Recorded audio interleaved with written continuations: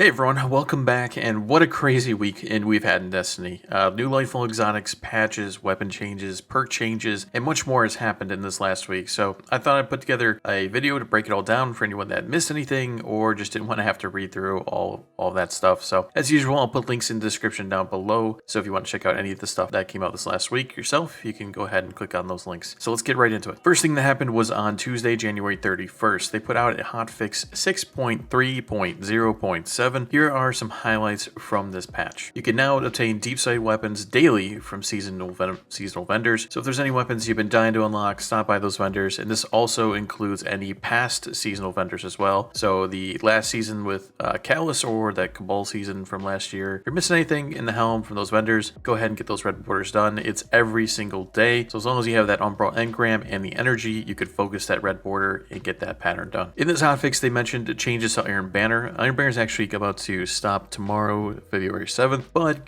going in the future, they've said that they're going to increase rank gains and the multiplayer so that when you can level up faster and you can get shaders or any other rewards later down in the reward section of Iron Banner. They've added quitter protection to competitive Crucible, so now if one of your teammates leave in match, you aren't penalized with the loss. I think this is a huge change for PvP, and it was badly needed. So many times you'd be in a match, maybe you're down a couple of games, and then your teammate ends up leaving. So this is actually a really great change. I'm really happy they did this finally. And finally, there were some bugs with the auto load feature and some other quest bugs that they fixed, so there should be less issues there. And that was it for the hotfix that came out last Tuesday. So let's move right into the next piece of news. Blue engrams are gone for good this time. There was, I know, an issue a week or so ago when they tried taking them out of the game, but now you don't have to worry about them. Instead, you'll now get more legendary drops. I'm extremely, really happy about this change. It's been a long time coming.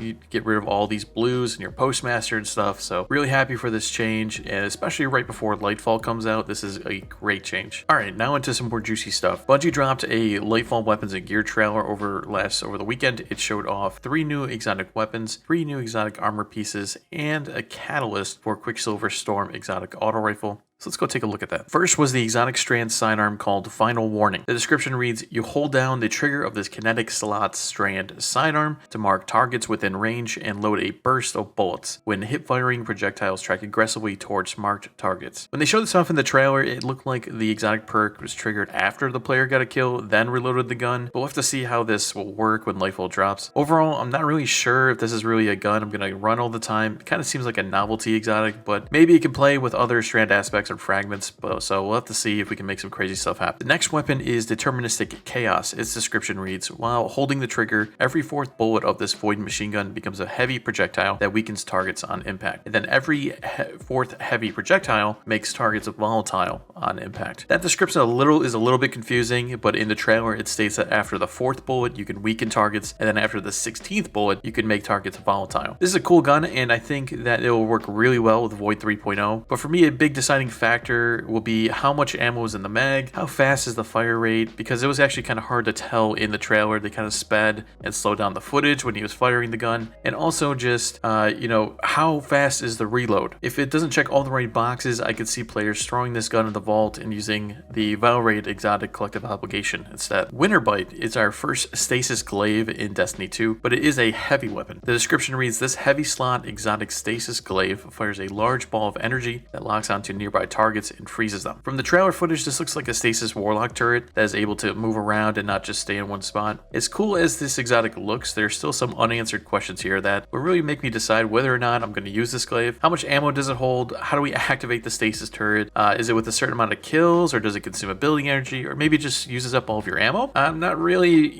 sure. Especially another huge question is since it's a heavy glaive, is this melee attack going to consume? Is it going to do more damage? But then what about the normal glaive shot? I'm assuming that's going to do more damage as well than a normal glaive would. So lots of questions, and unfortunately we won't really get many answers until we get our hands on this. Last in the weapons category is the Quicksilver Storm exotic catalyst. If you didn't know, you can actually get this Quicksilver gun right now in the game if you pre-order Lightfall. The catalyst changes its grenade mode to create tangles on kills, and tangles are like these strand balls that explode when you shoot them. You can also pick up the tangles and throw them at enemies, kind of like Warmind cells almost. I'm all for this catalyst, honestly. I think it's going to work well with the Strand subclass, and it's really just going to put this weapon in my top 10 of kinetic exotic primaries. So I'm really looking forward to this. Alright, that's it for weapons. Let's move right into the new armor. First up is the Titan Exotic Legs Abeyant Leap. Its description reads, when Titans use their barricade, it gives extra armor to its wielder and spawns 2 additional seeking projectiles that track targets aggressively and suspends them. You can see from the trailer, as soon as they put up the barrier, 3 of the Strand lashes go out and track targets right in front of the barrier. To me, this looks kind of like a Strand version of Kepri's Horn, but way better. I can see getting a ton of use out of this in PvE, and also I can also see it being very annoying to deal with in PvP, of course. Hunters, you're up next with an exotic helmet. I'm gonna just pause here and let you try to pronounce this exotic's name. Yeah, that took me some time, but after doing some Googling, it's actually pronounced Certarachnes Facade. So Certarachnes Facade. I'm sure many people are just going to call this Facade, but anyways, its description reads, after grappling, this exotic helmet gives extra protection as hunters gain body armor, only body, the head is still vulnerable, and flinch resistance. In the trailer, they show off a situation on Wormhaven where the hunter grapples, that gets hit by a shot, and he's still able to hit a headshot with no flinch. I can definitely see this getting some use in PvP because it's free armor, and if you're good enough, it's also just a free kill.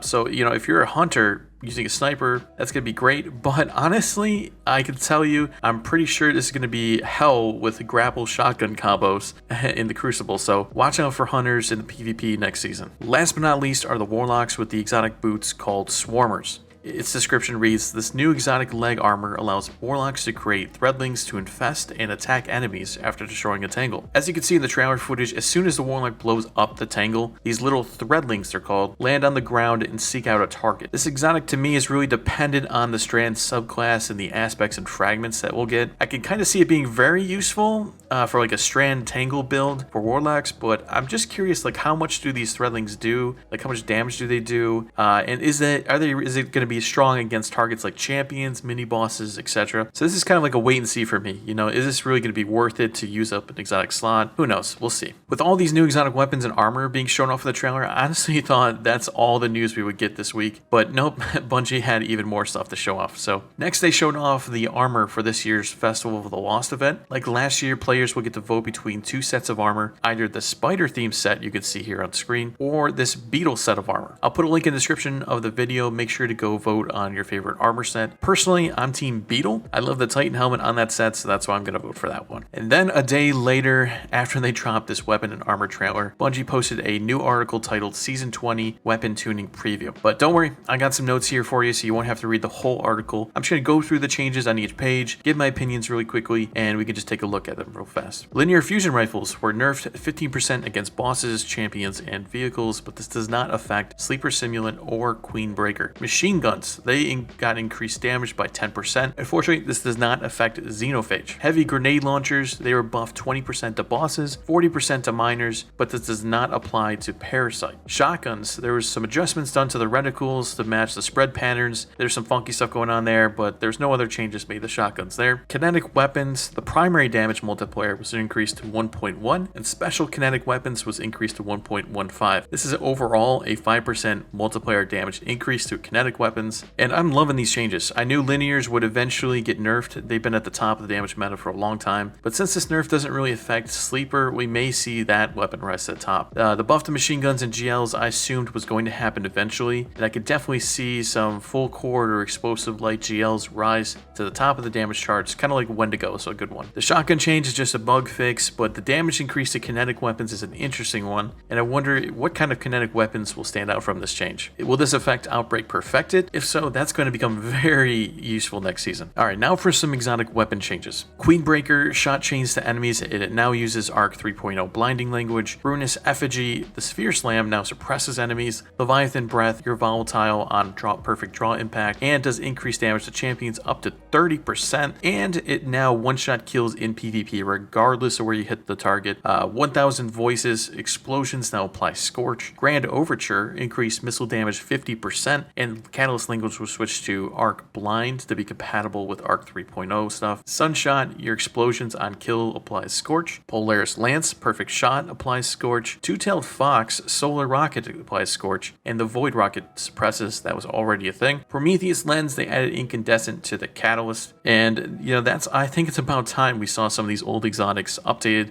to work with the 3.0 subclasses, but even though I knew this would eventually happen, I'm still surprised at how many old exotics are now going to be good again. Ruinous Effigy is going to be a monster in PvE with Void, same with Leviathan's Breath, and then you have all these exotic solar weapons, 1K, Sunshot, Polaris Lance, Prometheus Lens, all of them getting Scorch, so this is going to shake up the sandbox a ton, and I'm sure we're going to see some crazy new builds next season and see what people are going to come out with. And finally, the last bit of news is some perk changes. Osmosis is now going to work with Strand, Elemental Capacitor, plus 20 airborne effectiveness with Strand, Rewind rounds added to non-volatile glass weapons, Eager Edge, reduce the lunge distance, and it no longer deactivates after you move 35 meters. Blinding Grenades were renamed to Disorienting Grenades, so they wouldn't get confused with Arc 3.0 blinding, and the Vice Stinger perk, it now reloads 25% of the mag instead of the full reload of the magazine. All of these perk changes I had no issues with besides that Vice Stinger perk nerf. This, along with the Linear Fusion Rifle nerf, it's going to hit Taipan, that legendary Void Linear Fusion, pretty hard, as well as some other great Vice weapons like Funnel Web, Crate,